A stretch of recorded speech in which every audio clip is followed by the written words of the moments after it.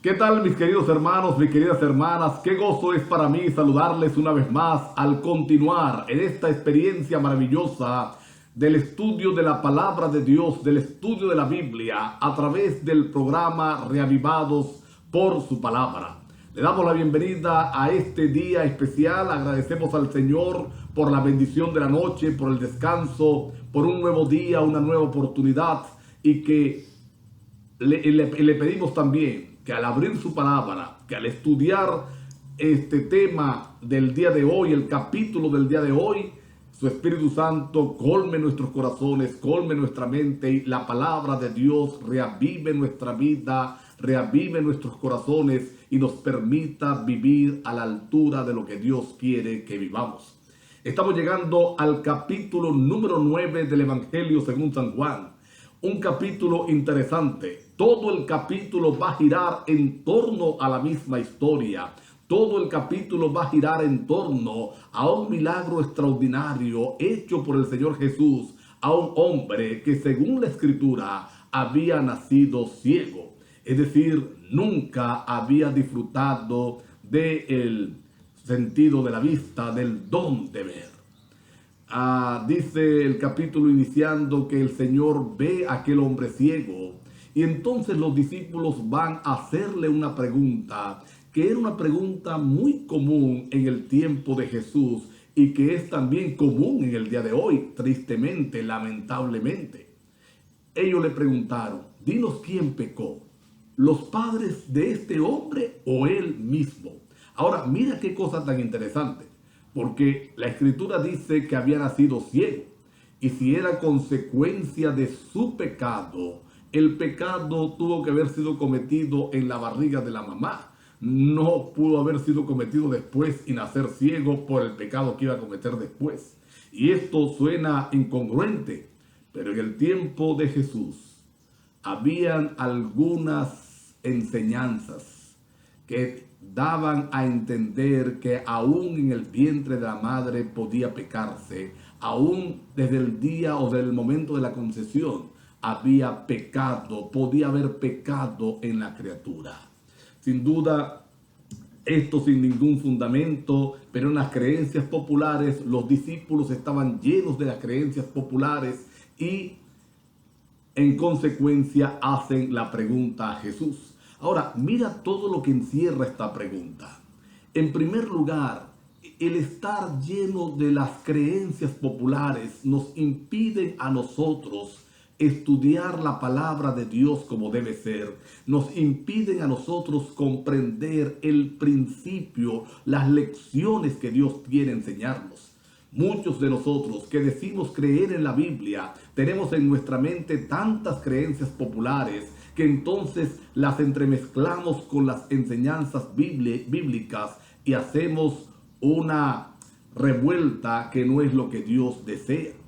Una de las oraciones que tenemos que pedirle al Señor es que quite todas esas tradiciones que en nuestra niñez nos enseñaron, que en nuestra juventud quizás practicamos, para que seamos llenos de la palabra pura de Dios, que seamos llenos de la palabra limpia del Señor. Esa es la primera lección. La segunda lección es, la segunda cosa que tenemos que aprender es cómo se había desvirtuado el carácter de Dios. Se pensaba que era simplemente el ser ciego un castigo del Señor, que las enfermedades eran castigos de Dios. Y hoy en día, en forma directa o indirecta, nosotros también creemos lo mismo. Yo he escuchado a personas que me dicen: no, Dios me va a proteger de todos estos virus, de todas estas cosas que están ocurriendo, porque yo soy creyente en la palabra de Dios. Y entonces yo le digo: ¿quiere decir que los que se han enfermado han sido castigados por Dios? ¿Que los que se han enfermado es porque Dios no tiene cuidado de ellos? ¿O está el pensamiento contrario? El pensamiento de creer que Dios castiga. Y los discípulos tenían este pensamiento: ¿quién pecó? ¿Él o sus padres? Él nació ciego porque Dios lo está castigando por algo, o bien sea por un pecado de sus padres o un pecado de él mismo. Un concepto desvirtuado de Dios. Al enemigo le encanta que nuestro concepto acerca de Dios no sea el correcto, que nuestro concepto acerca de Dios no esté bien enfocado, que esté desvirtuado. Vamos a pedirle a Dios esta mañana que nos ayude para que nuestro concepto de Él sea el correcto, porque el concepto que tengamos de Dios va a influir definitivamente en nuestra adoración, en nuestra forma de adorarle, en nuestra forma de entregarle nuestra vida. Ahora, la respuesta de Jesús también es intrigante. La respuesta de Jesús también tiene algunas lecciones que debemos aprender, que debemos sacar. Él le dice, mira, no pecó ni pecaron sus padres. Esta enfermedad, este problema que él tiene es para que las obras de Dios se manifiesten. Y alguien pudiera entenderlo, que él nació ciego, que Dios hizo que naciera ciego para que unos cuantos años después se manifestara la obra de él. Sería un Dios egoísta. Sería un Dios tiránico. Sería un Dios terrible, un Dios que no merece la adoración. Sin duda alguna, lo que Jesús estaba manifestando, lo que Jesús estaba expresando, lo que Jesús estaba queriendo que los discípulos y nosotros entendiéramos, es que Él tiene poder para transformar cualquier situación. Que la enfermedad es producto de Satanás. Es Él el que la proporciona. Es Él el que la ha propagado a través del pecado. Pero que Él está listo para romper toda influencia satánica, para curar cualquier enfermedad, para restaurar cualquier vida. Que en medio de las crisis, la gracia de Dios se puede manifestar. Vamos a pedirle al Señor en este día que nos permita ver su gracia, que nos permita ver su obra en nosotros a través de cualquier situación que estemos atravesando, que no sea la mejor. Me es necesario hacer las obras del que me envió, dice el Señor. Y esas obras debo realizarlas mientras es de día. Viene la noche cuando ya no se puede obrar. Cristo estaba hablando figurativamente de la noche cuando ya Él no estuviera en nuestro medio, pero también está hablando de la noche cuando ya el tiempo de gracia esté cerrado. Ahora es que tenemos el tiempo de trabajar para hacer las obras del que nos envió, del que nos rescató. La misma expresión de Cristo, me es necesario hacer las obras del que me envió, debiera ser la expresión de cada uno, de cada una, de cada persona, de cada hombre, de cada mujer que ha sido llamado por Dios de las tinieblas a la luz admirable. No podemos quedarnos callados. Tenemos una obra que cumplir, tenemos una obra que ejecutar, la de conducir a otros a la experiencia de conocer al Señor. Dice la Biblia que el Señor hizo barro con saliva allí y colocó ese barro sobre los ojos del ciego y le ordenó, ve a Siloé, ve al estanque de Siloé y lávate. El estanque de Siloé significaba enviado, Siloé significaba enviado. Allí lo envía el Señor a que se lave. Y aquel hombre, al lavarse, entonces recupera la vista.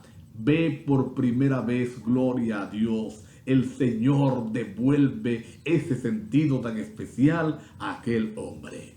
Y entonces comienza una discusión en el pueblo, porque el ciego era súper conocido. Estaba allí siempre pidiendo limosna. Y entonces algunos decían, Él es. Otros decían, a Él se parece. Y Él contestaba, yo soy. Así que inmediatamente viene la pregunta. Primero de los del pueblo, luego de los líderes religiosos. Y la pregunta es, ¿qué pasó? ¿Qué te sucedió? Y a cada persona Él testificaba, Cristo hizo barro, aquel que llaman Jesús, hizo barro con su saliva, untó en mis ojos, me envió al estanque de Siloé y ahora estoy viendo. Y entonces empieza una discrepancia entre los judíos, entre los dirigentes religiosos, entre los fariseos. Ellos exclaman, este es del demonio, es del diablo. Otros decían, pero ¿cómo puede ser del diablo y hacer milagros como lo que hace, hacer estas señales que realiza?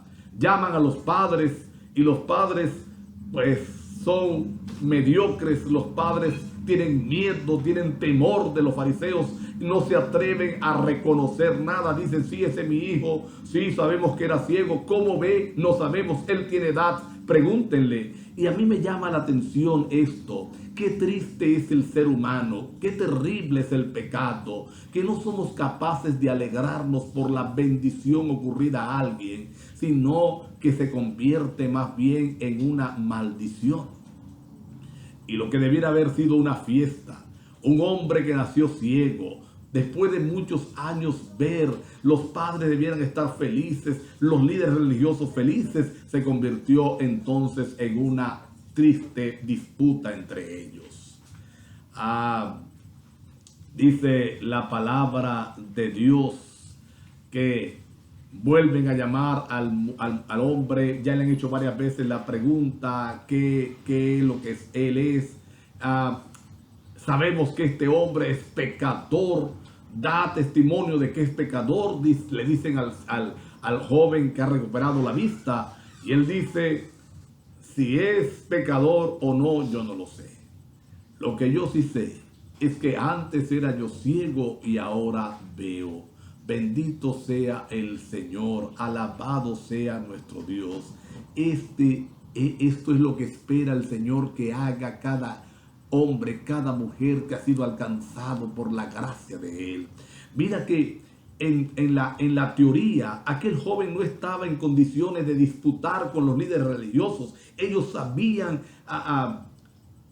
los líderes religiosos conocían la escritura, manejaban todas las doctrinas, tenían un conocimiento correcto de la palabra de Dios. Y él dice, mira, yo no puedo discutir eso. Yo no sé si es pecador o no. Lo que yo sí sé es que antes yo era ciego y ahora veo. Y saben algo, mis queridos amigos, mis queridos hermanos, un testimonio personal nadie lo puede desmentir. Nadie podía decirle a aquel hombre mentiroso. Nadie podía decirle a ese hombre no te creemos. Lo habían visto, era ciego y ahora él estaba viendo. Cuando vamos a predicar, el testimonio personal se convierte en una herramienta extraordinaria, porque yo siempre lo he dicho, a la gente lo que más le interesa es ver a un Jesús que realmente funcione. Muchas veces nosotros enfatizamos la doctrina, mira, tienes que comer así, mira, tienes que vivir así, mira, tienes que guardar así, mira, tienes que andar así, pero no enfatizamos la figura de Cristo Jesús, y cuando Él es levantado, Él atrae. Porque la gente es transformada, es convertida. Y una vez convertida, entonces va a amar aquello que Dios le ha pedido que abre. Los líderes religiosos le dicen, mira, nosotros sabemos que Dios le habló a Moisés, pero no sabemos quién es. Y otra vez el hombre responde de una manera contundente. Qué cosa tan extraordinaria, dice él, qué terrible es esto, que vosotros no sepáis de dónde Él es, y a mí me abrió los ojos. Miren cómo derrumbó todo argumento que los fariseos tenían. No les quedó otro remedio que expulsarlo de la sinagoga, porque realmente no podían combatir el argumento, el testimonio de aquel hombre. ¿Sabes? Cuando yo predico lo que el Señor ha hecho en mí, cuando yo manifiesto lo que Dios ha hecho en mi vida, entonces pueden condenarme, pueden pelearme, pero no pueden desmentirme. Aquí terminan expulsándolo. Cristo se entera que es expulsado, se acerca a él y le pregunta si cree en el Hijo de Dios. Él le dice, ¿quién es para yo adorarle? Él dice, yo soy el que habla contigo. Y entonces aquel hombre le dijo, creo, y le adoró. Ahora, miren qué interesante. Porque una vez más, ante el auditorio de una sola persona, Cristo destaca que Él es el Mesías, que Él es el Hijo de Dios, que Él es el que va a ocupar nuestro lugar.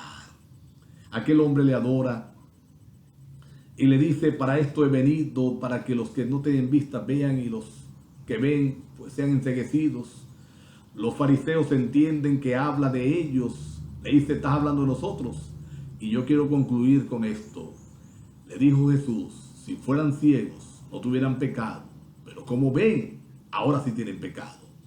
No estaba hablando de ver de la vista física. Estaba hablando de que ellos tenían el conocimiento. Y sabes, el Señor puede pasar por alto los pecados en la ignorancia, cuando yo realmente no sé. Pero Dios no pasa por alto los pecados en dos condiciones. Cuando yo sé lo que tengo que hacer, cuando yo entiendo lo que tengo que hacer, o cuando yo pude haber entendido y por mi negligencia decidí no aprender nada. Dios nos ayude hoy a ver. No a ver físicamente, sino a ver espiritualmente. Dios nos ayude hoy a despertar de esa modorria espiritual que nos está matando. Dios nos ayude a abrir nuestros ojos espirituales para que veamos como Cristo quiere que veamos y vivamos como Cristo quiere que vivamos. Vamos a inclinar el rostro para orar. Querido Padre que estás en los cielos, alabado y glorificado sea tu nombre. Bendito seas, Señor, por este capítulo especial, por esta hermosa bendición. Abre nuestros ojos espirituales, permítenos ver lo que tú quieres que veamos. Ayúdanos, Señor, en el nombre de Jesús. Amén. Dios les bendiga, mis queridos hermanos, mis queridos amigos. Un lindo día para cada uno de ustedes.